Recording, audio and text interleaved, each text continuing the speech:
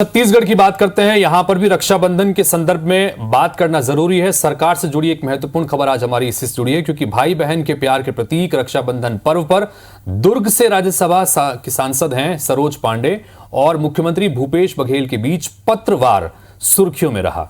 राखी के मौके पर सरोज पांडे ने मुख्यमंत्री भूपेश बघेल को राखी और मिठाई तो भेजी, लेकिन साथ ही एक पत्र भी भेजा है जिसमें शिकायत, नसीहत, तंज और सवाल सब कुछ है।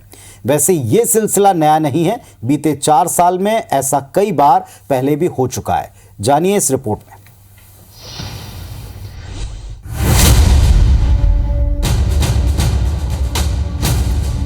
सरोज पांडे ने एक पत्र मुख्यमंत्री के नाम लिखा और कहा कि आपकी मुझ पर टिप्पणी आपत्तिजनक है।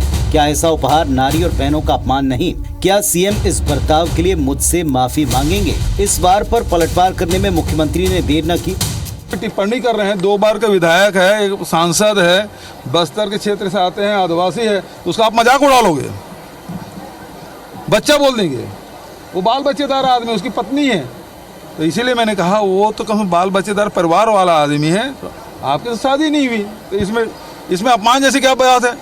दरअसल विवाद की शुरुआत हुई 2 दिन पहले, जब सार्वजनिक तौर पर सरोज पांडे ने एक सवाल पर कहा कि शैलजा जी के सामने जूतम पैजार हुई, दीपक बैज उस पर क्या कहेंगे?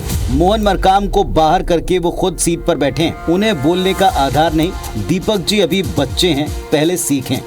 सरोज पांडे के इस बयान पर मुख्यमंत्री भूपेश बघेल ने चुटकी लेते हुए जवाब दिया था कि दीपक बैज तो शादीशुदा हैं, उनके बच्चे भी हैं, वो 2 बार के विधायक और सांसद रहे हैं। सरोज पांडे की तो अभी शादी भी नहीं हुई। 2 बार के विधायक हैं, लोकसभा जीते हुए हैं, अब उसको बच्चा कर रहे हैं, तो फिर वो तो शादीशुदा हैं, उसके बाल बच्चे हैं। सरोज पांडे जी तो अभी शादी भी नहीं हुई है, तो फिर तो और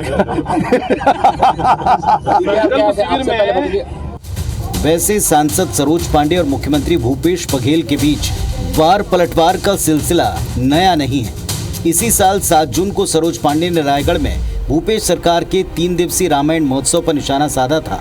उन्होंने कहा था कि चुनाव नजदीक आते ही वोटों के खातिर कांग्रेस ये सब कर रही है। जिन्होंने भगवान श्री राम के अस्तित्व पर सवाल उठाए, उसे नकारा। अब वे श्री राम का महोत्सव करवा रहे हैं। इसके पहले 2020 में सरोज पांडे ने राखी भेजकर मुख्यमंत्री भूपेश बघेल को चुनावी वायदा याद दिलाया था। साथ ही प्रदेश में शराबबंदी का तोहफा मांगा था। सरोज पांडे ने कटाक्ष करते हुए कहा था कि भाई वायदा पूरा करके राजधर्म निभाएं। इसके जवाब में मुख्यमंत्री भूपेश बघेल ने लिखा था कि मेरी बहन में इतनी हिम्मत है तो वो अपनी पार्टी के नेता नरेंद्र मोदी को एक राखी भेजें। तंज कसते हुए ये याद भी दिलाया था कि छत्तीसगढ़ में आपके भाई डॉक्टर रमन सिंह ने 15 साल तक वायदे तोड़े, आपकी बात नहीं मानी। साल 2020 में ही सरोज पांडे का एक और बयान सुर्खियों में था, जिसमें उन्होंने कहा कि सरकार ने 2 साल तक लट्टू चलाने और राउत नाचा में बिता दिए। इस पर मुख्यमंत्री ने पलटवार में कहा था कि प्रदेश ने दुर्ग में सरोज पांडे का सुआ नृत्य भी देखा है। दुर्ग में सुआ नृत्य का वर्ल्ड रिकॉर्ड नहीं बना, बल्कि राज्यसभा सांसद सरोज पांडे पूर्व सीएम रमन सिंह और नेता प्रतिपक्ष धर्मलाल कौशिक के साथ कमर मटका रही थी। तब भी सरोज पांडे ने मुख्यमंत्री को राखी भेजकर नसीहत दी थी कि उन्हें मर्यादित बयान देने चाहिए। कुल मिलाकर तीज त्योहारों पर एक सिलसिला सा दिखता है, जहां सांसद सरोज पांडे और मुख्यमंत्री भूपेश बघेल के बीच नसीहत भरे पत्राचार सुर्खियां बनाते हैं। Election desk, IBC 24।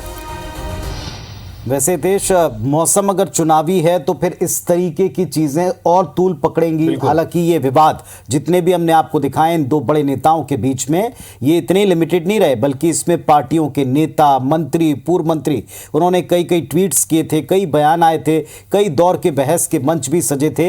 लेकिन इतना तय है कि क्या ये मामला यहीं पर थम जाएगा या एक तरफ महिलाओं के अपमान वर्सेस आदिवासी के अपमान पर बात आगे बढ़ेगी।